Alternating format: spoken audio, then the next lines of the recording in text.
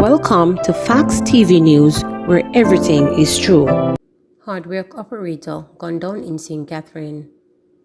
The community of Kingston, St. Catherine, has been plunged into mourning following the murder of a businessman who operated a hardware in the area on Wednesday afternoon. He is Simon George Ellis, 53, of Seaview Crescent, Old Harbour Gaze in St. Catherine. Ellis was reportedly at his establishment at about 4:20 p.m. when a motorcycle stopped and a man approached him. The man pointed a gun at Ellis and fired shots, hitting him repeatedly. The gunman then returned to the motorcycle and escaped. The Spanish Town police have launched an investigation into the matter. No motive had yet been established for the murder. Man charged for 2019 double murder. Detectives assigned to the Major Investigations Division arrested and charged a man who was wanted for murder of 2 men and the injury of another in an incident which occurred on Walton Park, Kingston in 2019. Ramon Rose, 27, of Victoria Street in Falmouth, Trelawny, was charged on Tuesday for the murders of 18-year-old Tyrese Lamey, otherwise called Tuggy, and Shane McLaren's, otherwise called Jupel, which occurred on 75 and 77 Lane, Walton Park in Kingston. Rose has been charged with 2 counts of murder, only with intent, possession of illegal firearm and ammunition. Reports were that about 7:30 p.m. on December 16, 2019, the deceased were among a group of men on a section of the roadway when armed men opened fire, hitting 3 of them. The police were summoned and the injured men taken to hospital, where Lamey and McLaren's were pronounced dead. The other man was admitted for treatment. Rose was charged following a question and answer session and an identification parade on Tuesday, where he was pointed out by a witness. His court date is being finalized. Burn victim Adriana Leng returns home for first time since back from the U.S. 19 days after returning home from the United States, where 13-year-old burn victim Adriana Leng underwent a series of extensive surgeries, she was back in her native Westmoreland parish on Wednesday for the first time, especially to thank the Jamaica Fire Brigade JFB for saving her life. She made her first stop at the Savannah Lamar Fire Station, where she met with the JFB Commissioner Stuart Beckford, who traveled from Kingston with his team. Following her stop in the capital town, she journeyed into Negril to meet with the volunteers at the Pediatric Orthopedic Clinic, where she was given a shoe built for her prosthetic leg, aimed at preventing her from developing back problems as she grows older. I am so thankful for the fire department for helping me and the health center for helping me fix my prosthetic, said Adriana. Her father was equally appreciative as he spoke to reporters. We visited the South Fire Department, and I was so happy for the love and support they showed us today, and now we are in Negril. Today is a very emotional day for us. I am just giving God thanks for everybody who came on board to help and assist us, stated Lang. Assistant Superintendent Rodolph Seaton, who was happy for the teen's recovery, said Commissioner Beckford was eager to meet Adriana. Our Commissioner Stuart Beckford said he wanted to meet with her to show her some love and reassure her that life goes on, stated Seaton. President of the Negril Chamber of Commerce and Assistant Governor for the Rotary Club, Elaine Allen Bradley, said Adriana will be assessed for further assistance. We have to assess her needs, and don't forget, she is 13. So as she grows, she is going to need more assistance. We have to help her, not just with schooling, but to ensure that her surroundings are comfortable, and we have to remember that she is physically challenged. So whatever we're giving her, we have to ensure that it is suitable for her to live a comfortable life, said Allen. The teenager was severely burnt in a house fire that left her 3 young brothers, Adriano, Jaden, and Jordan Leng, dead, a day before the start of the new academic year last September. The fire department was among the first responders to the fire. Allen Bradley said Adriana is divinely or supremely favored. I tell you, she is blessed. With 95% burn, I don't know how she is alive. It is a miracle, and I think it is a miracle because she has work to do.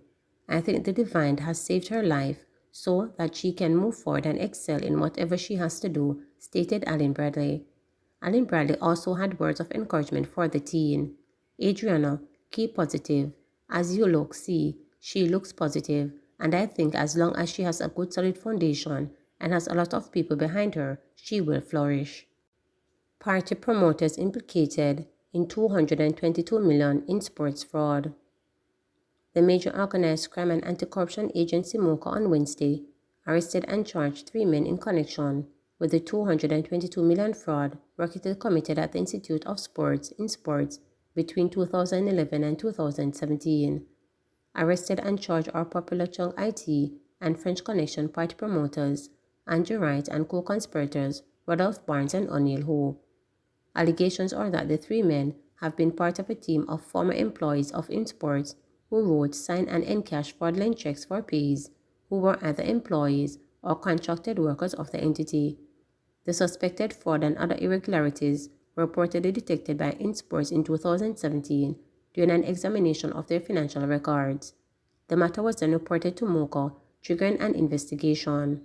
The three have been charged with various offenses including conspiracy to defraud, acquisition, use and possession of criminal property, engaging in transactions involving criminal property, and larceny as a servant.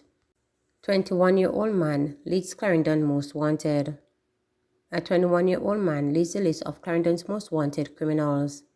Commanding Officer for Clarendon Acting Senior Superintendent Carlos Russell disclosed that Romain John Murray, alias John Tom, of Comfort District in Osborne is wanted for several homicides including March murder of Manchester businessman Jerome Bassera, who was shot dead in Tollgate.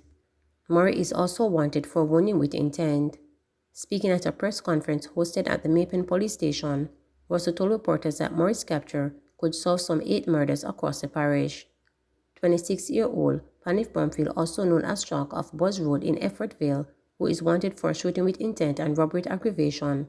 Bromfield is also wanted for shooting and injuring a police sergeant. Jabirani Daya, otherwise called Juba, of Woodhall District in Chopperton, who is wanted for wounding with intent. Steve Leonard Francis 40, of Sunset Crescent in Four Pass, who is wanted for murder and assault, occasioning grievous bodily harm. Oniki Murray of 9 Turns, who is wanted for wounding with intent. These men are considered to be armed and dangerous, and we are asking anyone who knows the whereabouts of these individuals to contact us.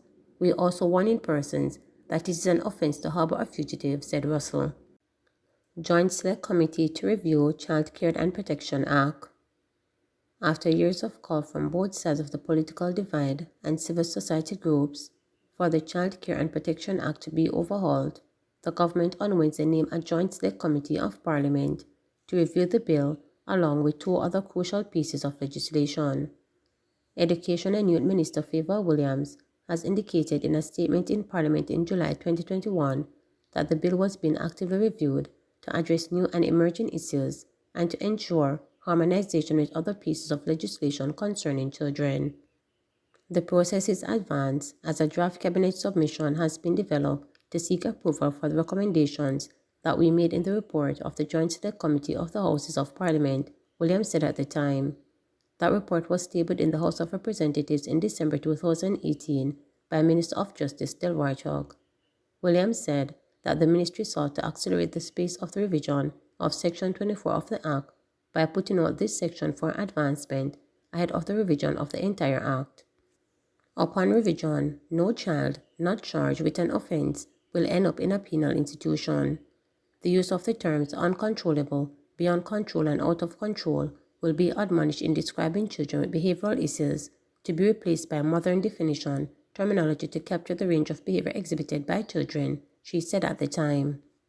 In February last year, Jamaicans for Justice JFJ and its partners, Stand Up for Jamaica and Jamaica Youth Advocacy Network, had called on the Houses of Parliament to urgently amend the Child Care and Protection Act. The time has come for the government to decisively put an end to the long history of state-sanctioned violence against children, which tends to disproportionately affect those from poor socioeconomic backgrounds, the group said in a statement. The group said that for years, they have vocalized concerns regarding the gaps in the legislation that allow for children without crime who are deemed uncontrollably to be jailed at juvenile correctional centers. For those with criminal convictions, the punitive measure, in most instances, are far too harsh and are not proportional to the offense committed, the child's age, the ability for reform. We maintain that legislative provisions that facilitate these conditions are unconstitutional and must be repealed, the group said. They suggested that legislators repeal provision relating to children beyond parental control, remove the possibility of incarcerating children in adult institutions, and remove the possibility for imprisonment of children for life or excessively long terms. Please remember to subscribe, like,